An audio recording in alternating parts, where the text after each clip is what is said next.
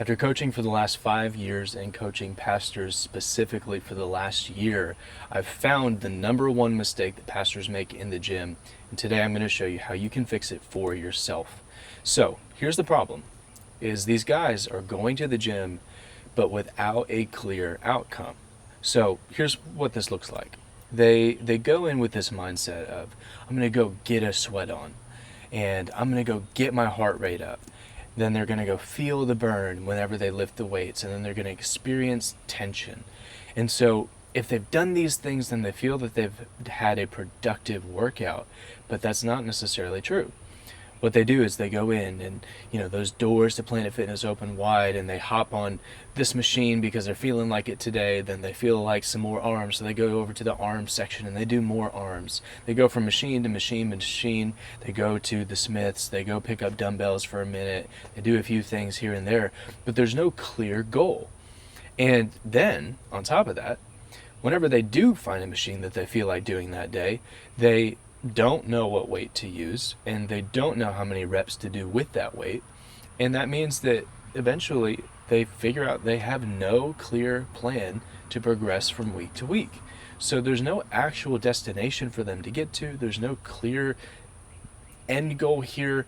There's definitely not a program in between.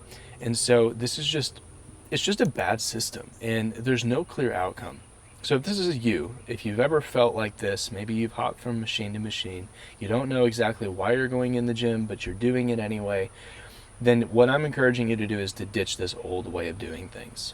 Okay, here's why we do it. It's because it feels productive without actually being productive.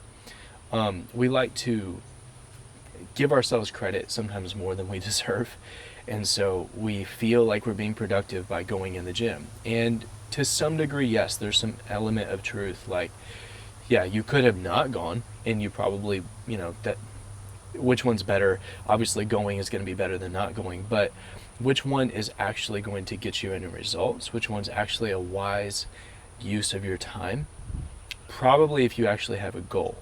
And so the mistake that I'm seeing is worse than just productive procrastination. It's actually a deeper issue. It's a failure to steward the life and the body that God gave you. And so if you have a ministry and you have family and you're spending time in the gym without an actual destination, then you're wasting ministry and family time.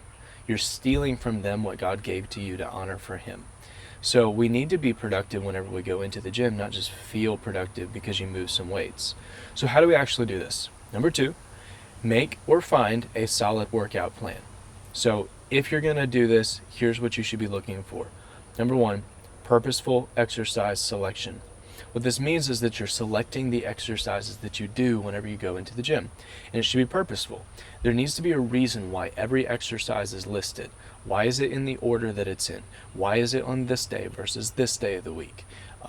All of these are factors that contribute to a good plan, and if there's not clear and purposeful direction, if there's not a reason for you to be doing an exercise, then don't do it. You're wasting time. And so a lot of times we go in and we do exercises because, we're just feeling it that day. You feel like you want to do some arms, or, every day is chest day. Well, that's great, but why? Why are you doing the exercises that you're doing? Then there's the set and rep scheme. So if you have a productive, a good, wise plan, then it's going to have a set and rep scheme. The issue that I see a lot of times is you'll go on YouTube or Instagram, TikTok, and you'll see like 3 exercises you have to be doing for massive boulder shoulders, or 3 exercises, 5 exercises to get massive guns. And then there's this guy like flexing, and he's all big and scary and lean and whatever. And then he tells you 3 different exercises that you can do for your arms. The problem is most guys that go and they see that, and they think, well, I have to do these 5 exercises and then I'm going to have the biggest arms in town. Great, but why? Why are they working? Do you know what's happening? That's great. If you do understand what's happening with those exercises, how are you going to progress them? Do you know how much weight you should be lifting with them? Do you know how many reps you should be able to use or to do with that weight? So there needs to be a set and a rep scheme. There needs to be a way for you to measure if you're improving, if you're making progress in this plan, or if you're not. Now, the problem that you're going to run into is you might have the amount of sets, You might have even the amount of reps that you're supposed to do, but if you're like me, that's not enough. You need to know how much weight you should be selecting to use. So can you pick up the 100 pounds? Probably, but is that going to be a good, is that the right weight for this exercise? Maybe not. It might be, but it might not be. So how do you choose the weight that you use? Well, you need to have weight selection guidance specific to that program, specific to the rep and set scheme that your program has. And then from there, basically all of this is just before you even start working out. You need to have good exercise selection. You need to know what sets and how many reps you're doing in each set. You need to know what weight you're selecting day one. But then after that, you need a clear progression method. How do you go from day one to the end of the program?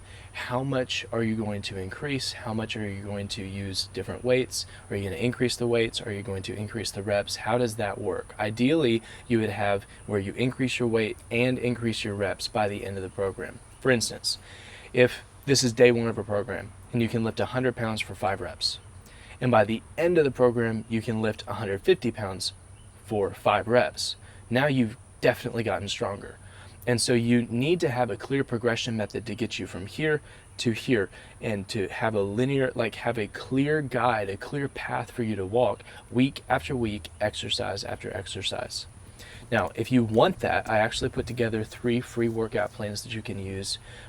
This is for pastors only, so if you're not a pastor, don't click the link, but you can go to school.com/fit-pastor-blueprint. You can see it right there on the screen. And if you go there, then it's going to actually show you 3 plans that you can get to. They're completely for free. They have all of these things built into them, and I spent a good bit of time trying to plan these, trying to figure out the right exercises, how to progress them, how to choose the reps and the weights that you're going to use, and all of that stuff. So it's completely for free. Pastors only. Go to that link, and that's what you need. Now, here's what happens when you do these steps. So you never just do whatever I'm feeling like today. So you go into the gym, and before you would just do whatever you felt like, but now you have a destination, you have a plan, you have clarity on why you're in the gym, what you're in the gym to do. And so it's not just whatever you're feeling like, now it's I'm doing something for a purpose.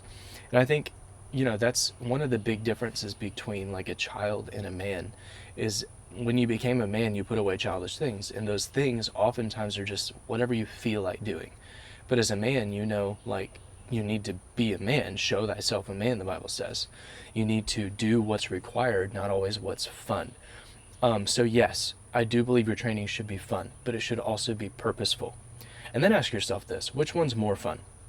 Aimlessly wandering around a gym, feeling like you're being productive, but not actually getting anything done, and knowing that deep down in your heart, or seeing yourself go from 100 pounds to 150 pounds that you can lift for the same reps.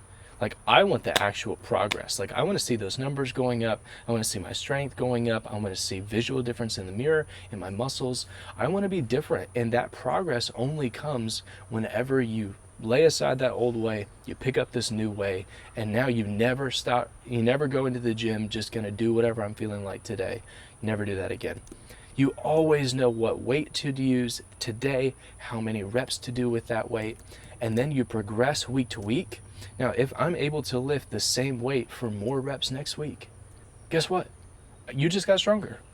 The only way that you get stronger is you have those neural adaptations, your muscle is growing, and so your body is adapting to bigger and bigger weights by growing. It's expanding to the tasks that you're giving to it, and it's getting better and better and better at this. So you're getting stronger, and eventually you do what's effective so that you actually grow muscle.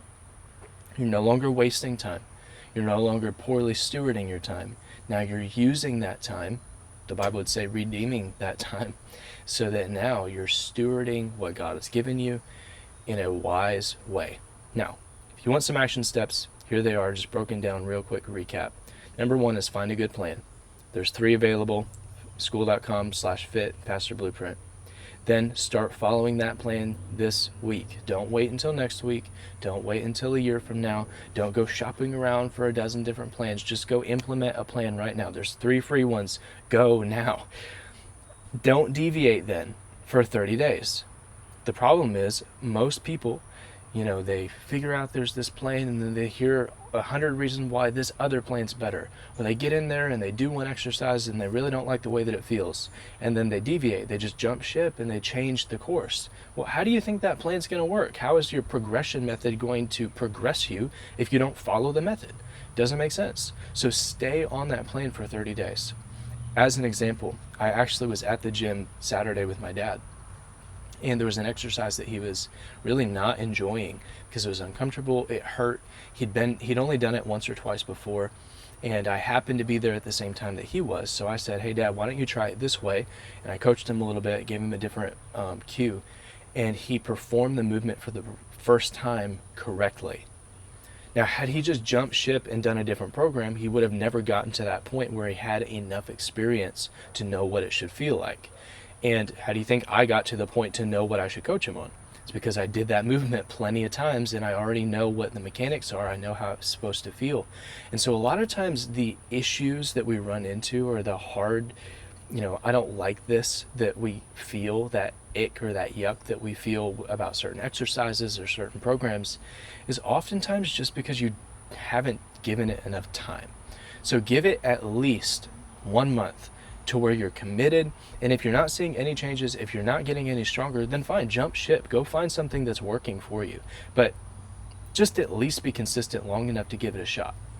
Then number 4, pair it with a calorie deficit for losing weight or maintenance calories to gain muscle. So I'm not going to get deep into this, but basically if you want to lose fat and grow muscle, then just be in a calorie deficit, meaning you're eating fewer calories than you're burning during the day. Most free calorie tracker apps can set that up for you. Or just do maintenance calories to gain muscle. If you don't care about losing fat right now and your main goal is just getting bigger muscles or getting stronger, then just eat at maintenance calories. You don't need more than that. You don't need to bulk. You don't need a surplus. Just eat maintenance calories and you're going to grow as fast as you would any other way. And then finally, the result of this is that you fill out those Sunday suits better. And now you're not just making these mistakes that most pastors make. You're not making the mistakes. What you're doing is you fixed it. Now you are a wise steward and you're acting like a fit pastor, not a poor pastor, not an unfit pastor, but someone who is meet for the master's use, someone who is stewarding his body well, and someone who is honoring Christ in his body, which is God's. Hope that these help, and I'll see you in the next one.